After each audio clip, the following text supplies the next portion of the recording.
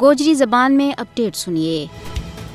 Operation بنیان مرسوس تے بھارت نہ واضح طور کے اوپر جو پیغام ملے ہوئے کہ پاکستان کسی تے کاٹ نہیں ہے۔ 10 مئی 2005 نا شروع ہون والو آپریشن بنیان مرسوس بھارت کے اوپر پاکستان کی سب دے بڑی فوجی فتح اور کاری ضرب تھی۔ آپریشن بنیان مرسوس نے فیصلہ کیا کہ بھارت کا خود ساختہ فوجی غرور نہ چکنا چور کیا جائے، پاکستان کا غیر متزلزل اتحاد اور اپنی خود مختاری کا تحفظ کا واسطے جو آپریشن کیا گیا اور آپریشن بنیان مرسوس بھارتی جارحیت کا مقابلہ کے بچ پاکستان کا عزم اور اجتماعی طاقت کو منہ بولتا ثبوت ہے۔ 10 مئی 2005 نا پاکستان کی مسلح فوج نے آپریشن بنیان مرسوس میں بھارت کی فوجی برتری نہ خاک کے بچ ملائے۔ 10 مئی 2005 ہفتہ والا دہاڑے پاکستان نے بھارتی جارحیت کو فیصلہ کن جواب دے گئے پوری دنیا نے حیران کر دیتا۔ جنرل سعید عاصم منیر نے 10 مئی 2005 بار والے دہاڑے آپریشن بنیان مرسوس کا آغاز کو اعلان کرنے دے پہلا فجر کی نماز ادا کی اور سورۃ صف کی تلاوت کی۔ بھارت نے پاکستان کا